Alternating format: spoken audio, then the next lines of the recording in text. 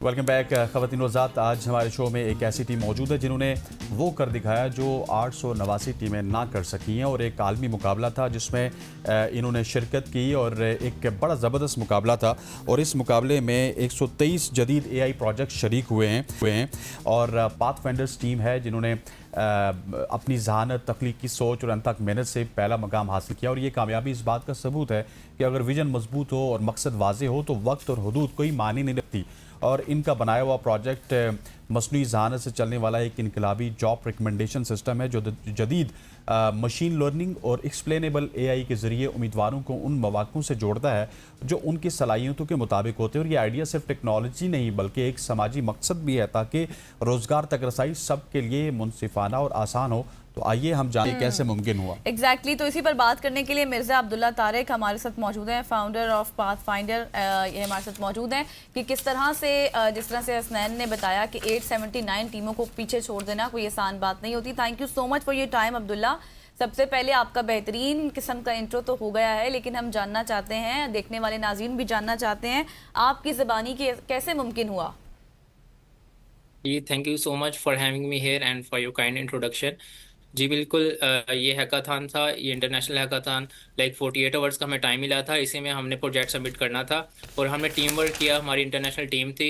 और जब हमने प्रोटोटाइप सबमिट किया और फिर अनाउंसमेंट हुई, और जब पहले तो हम फाइनलिस्ट थे, टॉप फाइनलिस्ट, और जब पोजीशन अनाउंस हुई तो हमारी फर्स्ट पोजीशन थी आउट ऑफ 879 टीम्स। या अच्छा, मुझे ये भी बताइएगा कि जिस तरह आपने हैकाथॉन का जिक्र किया, ज़ीरो लिमिट हैकाथॉन, इसके हवाले से थोड़ा सा बताइएगा कि कितना प्रेस्टीजियस मुकाबला होता है।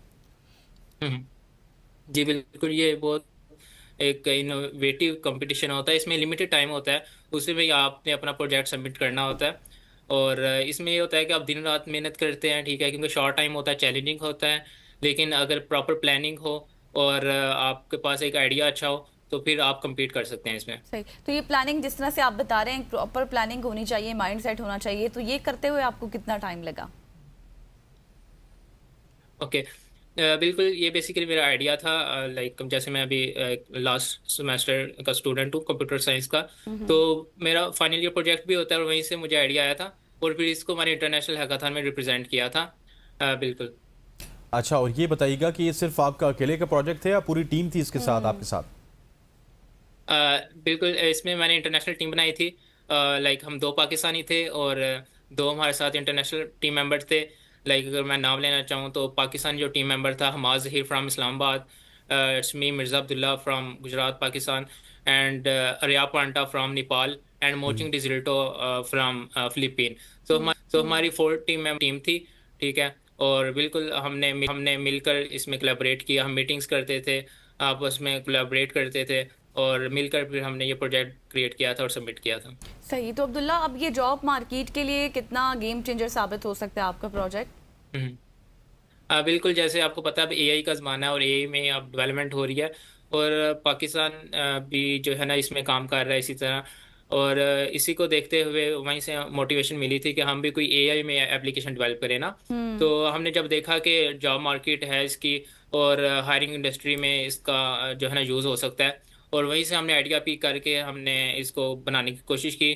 क्योंकि बाकी एप्लीकेशंस तो हैं लेकिन अब एआई फोकस जो है ना बहुत कम है, इसीलिए हमने नाम रखा था सेस job AI powered job recommendation system, ठीक है। तो बिल्कुल, जब हमने लाइक ये किया सबमिट और फिर जब लाइव स्ट्रीम चली और जजेस ने काफ़ी पसंद किया था आइडिया भी, कि उन्होंने यही कहा था कि इसकी जॉब मार्केट बहुत ज़्यादा है, ठीक है। बाकी भी प्रोजेक्ट से इनोवेटिव थे वो भी, लेकिन हमारा प्रोजेक्ट था उसकी जॉब मार्केट ज़्यादा थी और हमने प्रेजेंट अच्छे से किया था, तो डेट्स वाई हम कम्पीट कर पाए। अच्छा अब्दुल्ला, मुझे ये बताइएगा कि हम पूरी दुनिया में देखते हैं कि पूरी दुनिया के साथ पाकिस्तान compete कर रहा है, तकरीबन 900 टीम्स को तो आपने पीछे छोड़ा है तकरीबन।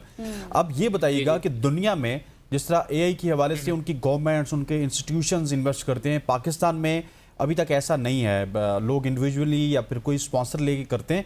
सो हमें क्या करना चाहिए कि हम इसी तरह से, जिस रफ्तार से आप जीते हैं, आप आने वाले दिनों में भी इसी तरह से अपनी चीज़ों को इन्हेंस करते रहें? बिल्कुल, जी बिल्कुल, ये इंटरनेशनल कंपटीशंस में हम बहुत पीछे हैं अभी पाकिस्तानी।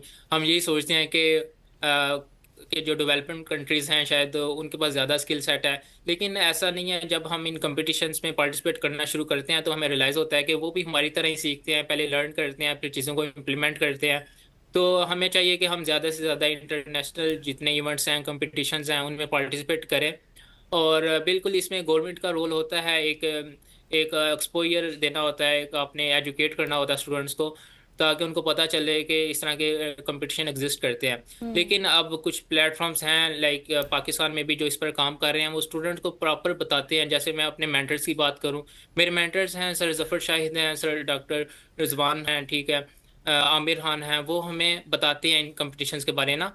और एक प्लेटफॉर्म है बिल्कुल फ्री है पाकिस्तानी स्टूडेंट्स के लिए, आई कोड गुरुज का नाम है, और वो स्टूडेंट्स को बताते हैं। अगर कोई भी स्टूडेंट्स हैं वो इंटरेस्टेड हैं तो वो ज्वाइन कर लें, वो तो ज्वाइन कर उनको सकते हैं, वहाँ वो पे सीख गाइडेंस मिल सकते हैं। जाएगी। Keep growing. मिर्ज़ा अब्दुल्ला तारिक हमारे साथ मौजूद थे। Thank you so much for your time.